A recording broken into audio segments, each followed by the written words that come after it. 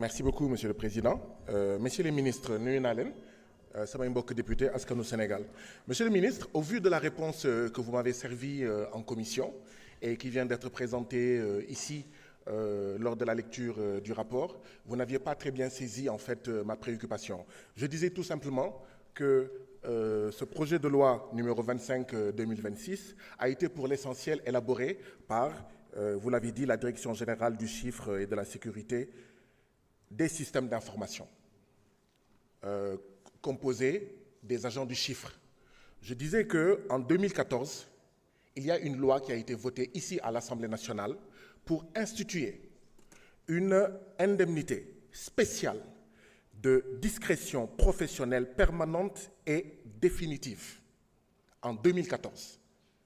Les agents du chiffre disent que cette loi prévoyait, bien sûr, un décret pour la fixation de cette indemnité. Depuis 2014, ces agents du chiffre n'ont pas vu cette indemnité dans leur bulletin de salaire et bien sûr ne l'ont pas vu dans leur poche. Où est ce décret? Ils disent qu'il y a des rumeurs qu'en 2017, il y a eu un décret qui aurait été pris mais qui n'a pas été publié. Est-ce que c'est vrai? Oui, ça ne relève pas de votre département, mais vous savez que le secrétaire général du gouvernement ne vient jamais ici. Et comme on parle d'une loi qui a été pour l'essentiel rédigée par eux, c'est important de penser à ces travailleurs, à la cheville ouvrière de cette loi et de beaucoup d'autres activités. Donc, j'aimerais que vous en parliez au gouvernement, que vous en parliez au président de la République, M. Bassirou Diomaye Diakhar Faye, et que vous lui disiez qu'un décret ne sert pas seulement à organiser la transhumance, mais un décret sert surtout et d'abord à prendre en charge les préoccupations des Sénégalais. Et j'aimerais, si depuis 2014, aucun décret n'a été pris pour faire de cette indemnité une réalité, que M. Diomaye Faye, au lieu de prendre un décret pour menacer les gens de rester, de venir dans son parti ou pas, qu'il prenne en charge ce genre de préoccupations-là. Monsieur le ministre, Sénégalais yi nee nañ sonn nañu ci dalal toon bëgguñu dalal toon da ngay jël sa téléphone teg sa nopp mu ne teint jël nga dalal toon. C'est du harcèlement, c'est du vol. Et on joue sur l'analphabétisme d'une partie de notre population pour di leen di harceler ci dalal toon. Orange na bàyyi dalal toon na def benn point foo xam ne boo buggee dalal toon da nga fay bës mais na bàyyi di harceler Sénégalais yi Sénégalais yi nee nañ dañoo sonn ci dalal toon bi ñuy dugg te bëgguñu ko. ñaareel bi Sénégalais yi nee nañ mais ndax les produits des opérateurs téléphoniques ndax day nëpp. mango day nëpp yàpp day nëpp jën day nëpp mais nga jënd sa crédit ñu ne la boo ko utilisé wul tey wala suba wala fii ak gannaaw suba day nëpp expiration Sénégal yi nee nañ loolu du dëgg du yoon. Monsieur le ministre, c'est les gens avant l'argent. Nous ne devons pas pousser les citoyens sénégalais à acheter régulièrement du crédit et à les appauvrir. Ils ont d'autres dépenses am nañ leneen lu ñuy jënd donc foog ñu xoolaat foog gouvernement Sénégal bi xool. ndax day bàyyi les opérateurs de téléphonie d'accord di naan suba mu jeex gannaaw suba mu jeex non donc bu ñu buggee tamit jouer sur le prix d'achat sur mais xaalis bi nga xam ne les Sénégalais am nañ ko ñu mun ko dugal ci wér-gu-yaram wala feneen il faut que tamit lii ñu jóg si. Monsieur le ministre, quelles sont les raisons qui justifient la mauvaise couverture réseau dans des zones comme Kédougou, Matam, Ziguinchor, Kolda, etc.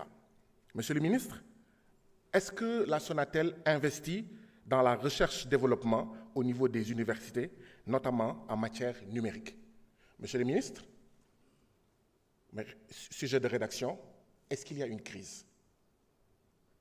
ñëw nga commission wax nga tontu nañ la wax nañ tontu nga ñu xam nga ne amul crise institutionnelle yaa ngi fii tey est-ce que li ma wax am na crise?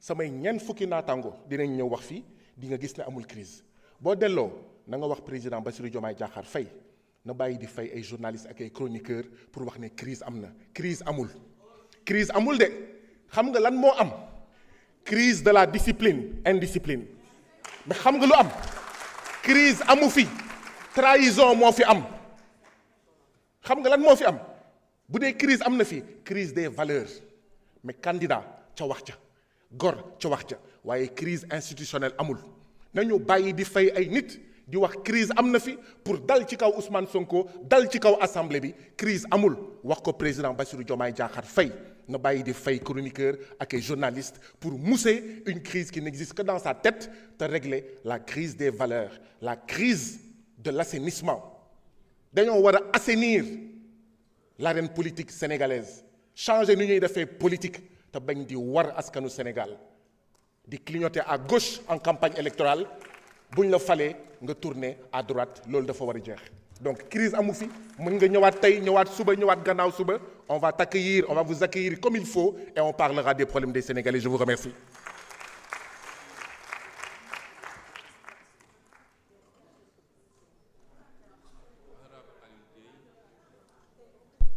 Alioune Dieye, Marème Ndiaye se prépare. Malick Ndiaye du moins.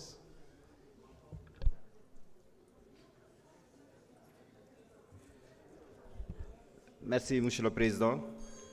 Salam alaikum, Monsieur le Ministre. Honorable député, maa ngi leen di nuyu bu baax di profito 6 minutes yi ma am di jaale sunu sœur Maïmouna papaam bi wàññeeku démb di ko ñaanal yàlla na ko yàlla dooli jéggal si barki yonent bi sallallahu alayhi wa sallam. Monsieur le ministre dafa am question bu ma doon laajte parce que dañu waxoon ni am na code des télécommunications et des numériques bu nekkoon dans le circuit ñu ko doon xaar assemblée nationale tey ñu gis ñu ngeen indi ñu loi bi ñuy laajte ndax code bi dañ ko retiré ak pourquoi inscrire woon ko loi bi inscrire woon ko ci code des télécommunications et des numériques. beneen bi mooy dañuy wax souveraineté waxoon naa ko en commission dinaa ñëwaat fii waxaat ko dañuy wax souveraineté lu bëri mais jël suñuy données yi gën a sensible muy suñu deret suñu groupe sanguin ñu koy dénk ay entreprises étrangères je pense que lu doy waar la fan ngeen ci tollu ci renégociation yooyu ba nga xam ni suñuy données personnelles ay entreprises sénégalaises ñoo koy gérer mais ñu koy gérer fii ci biir réew mi noonu la mel ci carte d'identité yi ñu dénk ko ay étrangers aussi te étrangers yi dañ ko sous-traité ak des entreprises sénégalaises donc ñuy laajte pourquoi ñuy continuer di accepter loolu. beneen bi may wax mooy yóbbante la keroog dama dégg sama benn collègue fii mu ni président na supprimer assemblée ñu koy wax na supprimer assemblée ndax dañ doon teel. Chers collègues, restez sur la question. dañ doon liggéey. Restez sur la question en discussion. D'accord dañ doon nekk suñu quartier yi di liggéey et yaakaar nañ ni assemblée bi buñ ci nekkee ak buñ fi nekkul dañuy continuer di défendre li ñu doon défendre parce que dañ ñëw assemblée am ay principes yu ñu doon défendre bu nekk assemblée dañ koy défendre mais buñ génnee assemblée nationale bi aussi dañ koy continuer défendre ñun loolu lañ gëm donc bu ko bëggee na ko supprimer bu ko bëggee na ko téye mais incha allah li ñu doon défendre. Chers collègues, si je vous demande de rester sur la question, restez sur la question.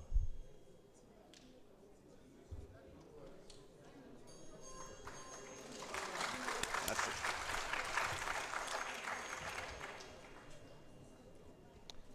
La parole à honorable Malick Ndiaye. Vous avez 5 minutes. Honorable